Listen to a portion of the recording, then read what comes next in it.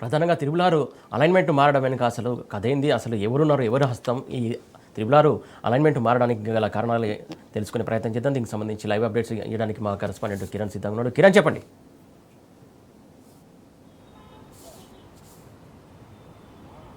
సురేష్, ఇప్పటికే ట్రిపుల్ సంబంధించినటువంటి అంశంలో వివాదం ఇంకా కొనసాగుతుంది. అది రోజు రోజు కూడా ముదురుతున్నటువంటి పరిస్థితులు కనబడుతున్నాయి. గత నెల 28వ తేదీన ఇచ్చినటువంటి గెజెట్ నోటిఫికేషన్ ఆధారంగా పూర్తిగా ఈ రోజు వరకు కూడా అభ్యంతరాలు స్వీకరించేందుకు చివరి తేదీ. అయితే రోజువారీగా ఇటు సంగారెడ్డి జిల్లా నుంచి కావచ్చు, రంగారెడ్డి జిల్లా నుంచి కావచ్చు, అంతేకాకుండా యాదాద్రి భువనగిరితో పాటు వికారాబాద్ జిల్లా నుంచి పెద్ద ఎత్తున రైతులు తమ భూములు కోల్పోతున్నామంటూ హెచ్ఎండిఏ కార్యాలయానికి వచ్చి హెచ్ఎండిఏ కమిషనర్కు వేలాదిగా వినతి పత్రాలు ఇవ్వటం జరిగింది. అయితే ట్రిపుల్ ఆర్ అలైన్మెంట్ను కూడా రాష్ట్ర ప్రభుత్వం మార్చింది.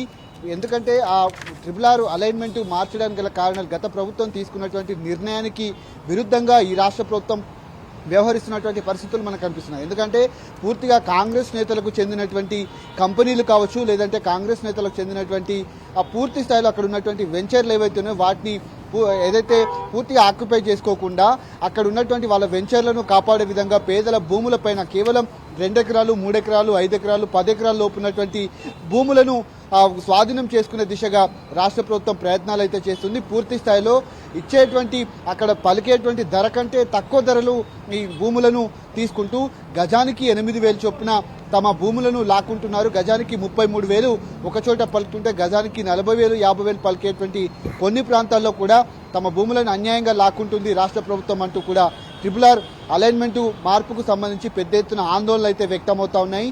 ఈ నేపథ్యంలో ఈరోజు హెచ్ఎండిఏ కార్యాలయం వద్ద కూడా కొంతమంది ఆందోళన చేపట్టారు.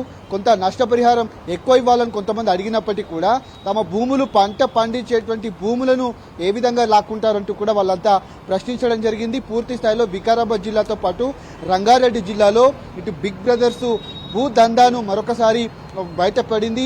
పూర్తి స్థాయిలో అక్కడ ఉన్నటువంటి వెంచర్లకు దూరంగా 2-3 కిలోమీటర్ల దూరం కావచ్చు, 5-6 కిలోమీటర్ల దూరంలోకి ఆ అలైన్మెంట్ను కూడా మార్చినటువంటి నేపథ్యంలో పూర్తి స్థాయిలో తమ భూములన్నీ కోల్పోతున్నాము.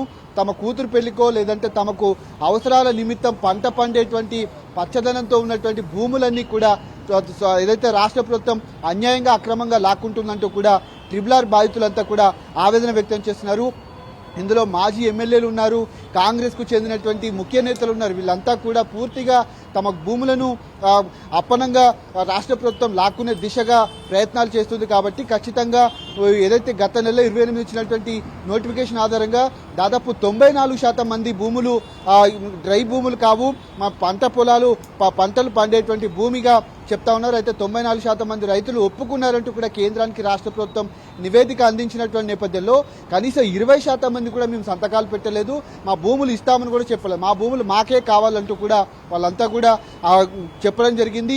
పెద్ద ఎత్తున ఆందోళన కూడా చేపట్టారు. దీనిపైన ఇంకా పెద్ద ఎత్తున ఆందోళన అయితే అటు సంగారెడ్డి జిల్లాలో కావచ్చు, రంగారెడ్డి జిల్లాలో కావచ్చు, వికారాబాద్తో పాటు ఇటు మునుగోడు కాన్స్టిట్యున్సీకి సంబంధించినటువంటి కొన్ని మండలాల్లో కూడా పెద్ద ఎత్తున ఆందోళన వ్యక్తమైనటువంటి నేపథ్యంలో ఈ భూముల వ్యవహారం పైన రాష్ట్ర ప్రభుత్వం కావాలనే అలైన్మెంట్లు మార్చి ఒక్కో చోట 2-3 కిలోమీటర్లు అంటే ఔటర్ రింగ్ రోడ్డు నుంచి పూర్తిగా ఓఆర్ఆర్కు దాదాపు 40 కిలోమీటర్ల దూరం ఉండాల్సినటువంటి ఈ రీజనల్ రింగ్ రోడ్ ఏదైతే ఉందో దాన్ని కుదించి పూర్తిగా దగ్గరకు తీసుకొచ్చి తమ భూములను అప్పనంగా లాక్కునేందుకు రాష్ట్ర ప్రభుత్వం కుట్రలు పొందుతోందంటూ కూడా కొంతమంది ఆవేదన వ్యక్తం చేశారు.